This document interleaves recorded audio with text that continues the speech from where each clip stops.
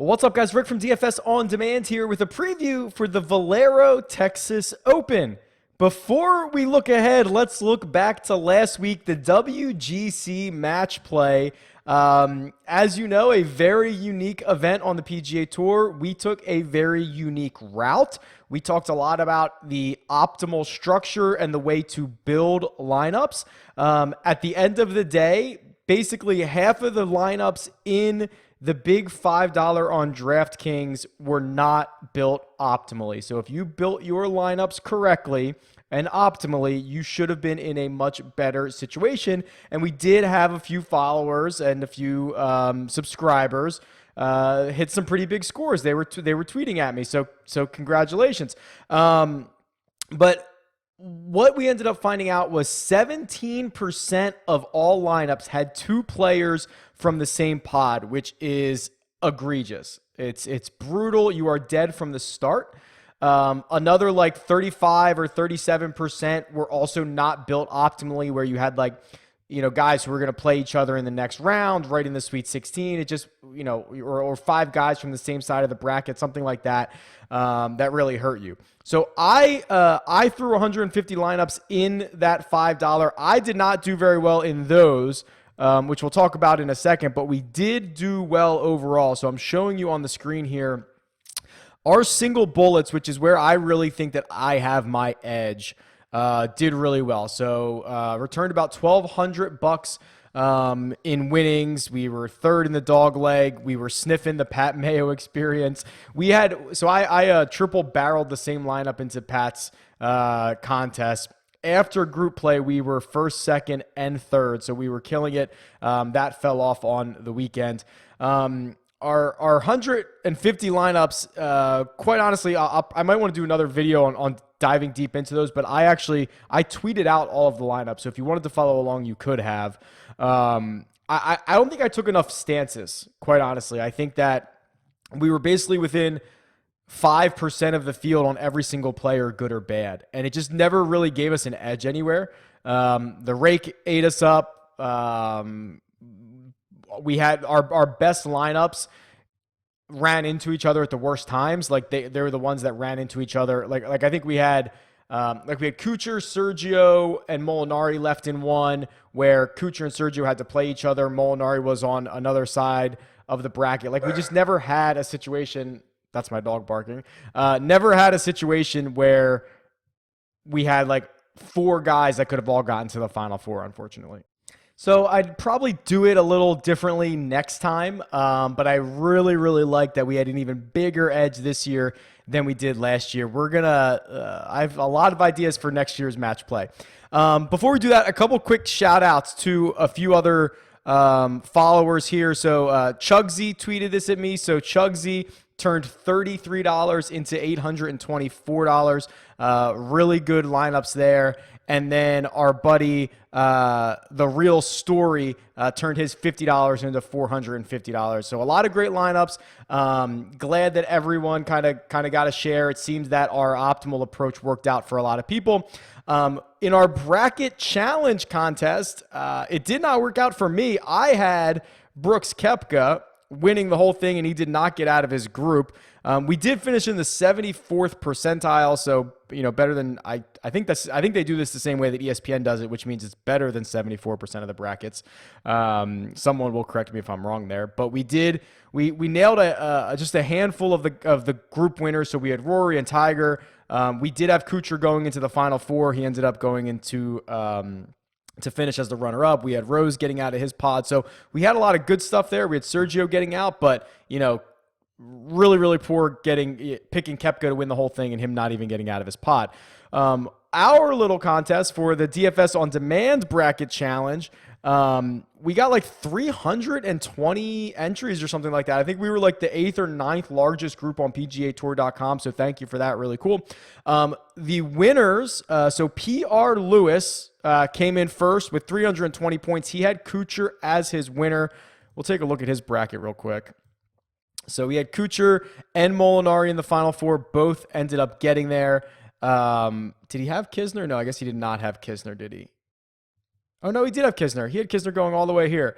So a really good bracket here. That's your winner. So PR Lewis, I'll get in touch with you. We'll get you a year subscription to DFS on demand. And then Billy and actually Chugsy over here as well. Obviously, very good week for him. Tied for second. I think this guy's user or handle on Twitter is Billy Ho, and he had Billy Ho as his champion. So staying very on brand there. Very cool, guys. We'll get you 6-month subscriptions to DFS on demand. Give me a couple days. Super busy right now. I'll get in touch with you, and we'll get you all set up. Looking forward to talking to you. All right. After all that housekeeping, let's talk about the Valero Texas Open. TPC San Antonio, it's a par 72. A really good warm-up for the Masters, but this is a completely different field than we have seen in past years because this is another big change in the schedule. This tournament used to be played, I want to say May, something like that. Now with the new, or I'm sorry, maybe it's always been before the Masters, but now with the new schedule, it just kind of throws everything off because there's been this really great run of tournaments that this is basically the week you have to take off if you want to get any rest in the last 6 weeks. There's just been so many WGCs and the Arnold Palmer. Like, there's been so many events that you could not miss that this is basically going to be the default week for some of these guys to take off. So it's going to be a much different field than we've seen in past years. So let's look at the cheat sheet for this week and see where we want to go from here. There are 5 guys over $10,000 this week being headlined by Ricky Fowler at 11-7. The concern, I guess there's not really a concern about Ricky Fowler, but what you'll note here is he has never played this tournament. Never stepped foot here at the Valero Texas Open. No course history to go off of, yet he is going to be the guy that leads the way here. When we get to the course key stats, you're going to see putting is going to be very, very important. Similarly, off the tee will be as well. So Fowler certainly checks the box on strokes gained putting. In fact, he is the best or one of the best putters in this field. And he can get around off the tee as well. So I think you're okay if you're willing to pay $11,700. If we can find some ways to pair Fowler, I think you'll probably be a bit of a contrarian because I think other players are going to opt to go down here and get Tony Finau, start with Sung Jae Im, who's been really, really hot recently. So we'll talk more about who you could potentially pair Fowler with, but let's talk about some of these other 10K guys. Kuchar at 11-2 really doesn't do it for me. Nothing wrong with Kuchar. He's just played a lot of golf recently, quite honestly. I mean, it's 7 rounds he played since Wednesday at the match play. That is a lot of golf. And then you head straight here to a course that you had a 4th place in 2014, but you've had kind of just okay success the last 3 years. No better than a 40th, but you've made the cut every year. You're preparing for this is potentially a weird week with the schedule this year that all of, these guys that are already playing the Masters, if they don't get off to a good start, I would not be surprised to see somebody WD here, especially someone like Kuchar who went as deep as he did. I don't want to ever try to predict withdrawals, but I guess I just wouldn't be surprised by it. I just don't have much of a, desire to actually play Kuchar here. Finau, on the other hand, is probably the guy that leads the way for me. Last time he teed it up here, 3rd place in 2017. He's, excellent off the tee. He can get it rolling in bunches. He can make a lot of birdies. He's always a pretty safe DraftKings play. But the guy that will probably eat up the vast majority of my ownership is Billy Horschel. And if we just go up here, so what you'll notice, I don't have a lot of my data provider doesn't have the match play information, right? It doesn't come through the feed the same way. So we're not consuming it the same way. But Billy Horschel, he went 1-1-1 in his pot. He basically gave it away to tie Jordan Spieth. He should have easily beat him. He lost to Kevin Na and he won his other match. Now Kevin Na goes and makes a run at this thing, so you can't really blame him for that. So Horschel played pretty well. 26th at the Players Championship before that, made the cut at the Arnold Palmer, 16th at the Honda. He's playing well, and look at this elite, course history that you get here where he's just absolutely racked up top 10s, top 5s. He has a 3rd, a 4th, and an 11th in the last 6 years. You talk about putters, like one of the best putters in the field. He's going to be in a lot of my lineups. He might be a guy that I actually start a lot of my lineups with at $9,800 if I'm looking to do a little bit of a more balanced build. We'll wait to see on his ownership, but really, really like Billy in this spot. In fact, this $9,000 range, if you can stock up on as many of these guys as possible, I think that's a really good play. Kokrak, who we've talked about week over week, continues his great run here. He has a top 10 and a top 15 in the past. Lucas Glover has not had the course success that we have seen or the tournament success, but again, falls into the same realm. Jim Furyk is here. Benny On is here. Those are all guys in the $9,000 range who are playing well right now that I'd have no problem investing in. I will stay away from guys that will draw more ownership, like Lucas Beauregard, who is $9,000, coming off of his kind of breakout WGC, beating Tiger, making it all the way until the Final Four. Again, a lot of golf, not going to get my $9,000. But there is Aaron Baddeley here, $8,300. Has never missed the cut here in, what's that, 2, 4, 6, 7 tries. He has 2 top 5s over the course of that span, a handful more top 25s. And if you look at his record coming in, so he really excels in these weaker field events, like there's no doubt about it, right? 7th at Corrales last week, missed the cut at the Players. 17th at the Arnold Palmer is very impressive. Then you go back to a 2nd place at the Puerto Rico Open. Those are significantly weaker fields. Well, this is a significantly weaker field, right? When you're I don't know, 6th or 7th priced golfer is Jim Furyk, and Abraham Ancer's 8,900 and Graham McDowell's 8,800, like that's a weak field. Okay, so this is the type of spot that you'd want to roster Baddeley just because this is the kind of guys that he can compete with. I'm hoping that a lot of the ownership gets eaten up here by Charlie Hoffman, who has just the absolute elite of elite course history here, but has played so poorly this season and the last, 12 months or so. I'm not touching him. If he wins this thing, if he top 10s it, fine. I'm not going to be on the Charlie Hoffman train, but I'm hoping a lot of owners come in and say, oh my gosh, look at this. He top 10s this thing every single year. I'm going to fire him up. I hope that's the case. It's really, really not for me. And I do think this is a good time. I want to flip over to the key stats here because I think this is where we're going to find the value, and this is going to be so relevant. So if you're new, welcome. You should have been here a long time ago. No, I'm kidding.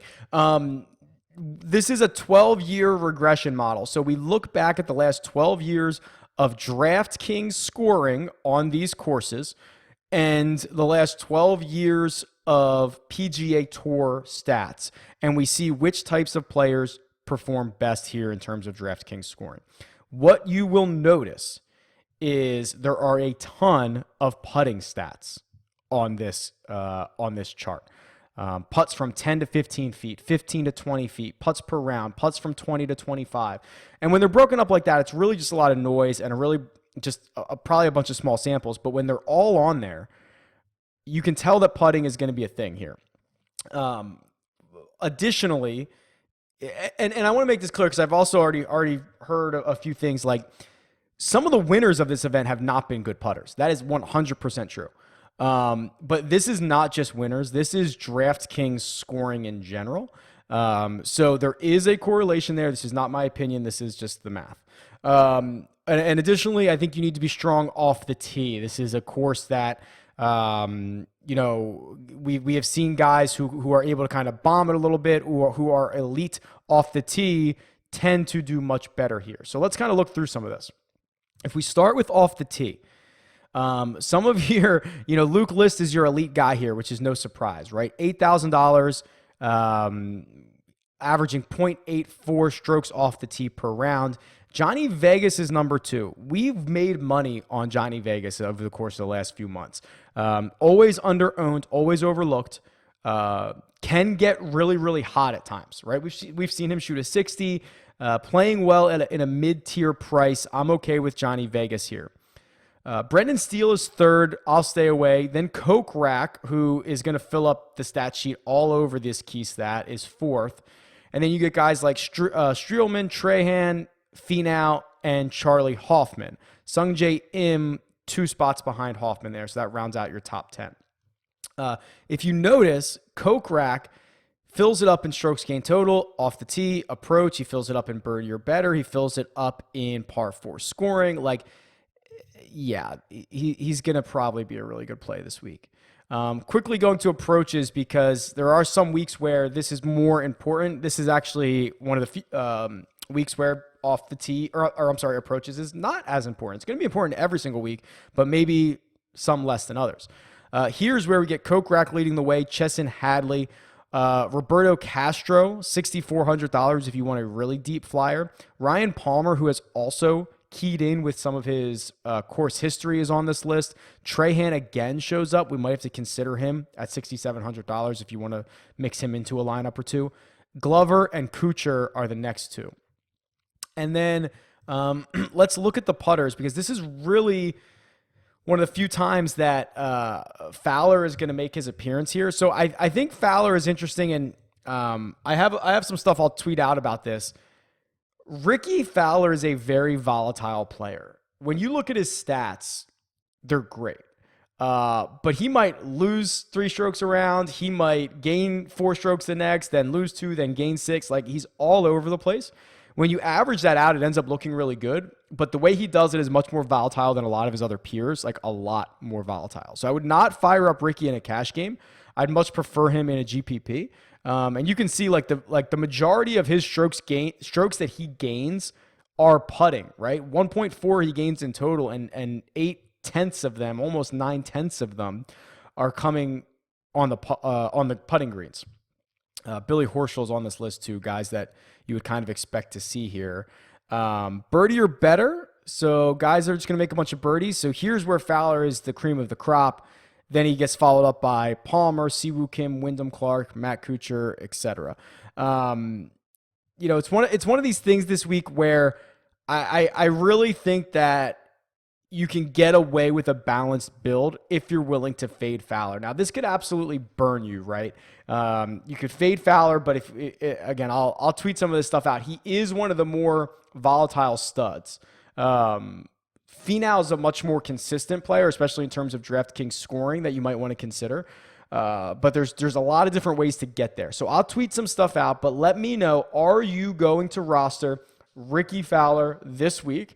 Why or why not? You can tweet it at me. It's at DFS On Demand, or leave a comment below. Best of luck this week. I will talk to you guys soon. And the next time we do a preview, it's going to be for the Masters. So looking forward to it. I'll talk to you guys then. See ya.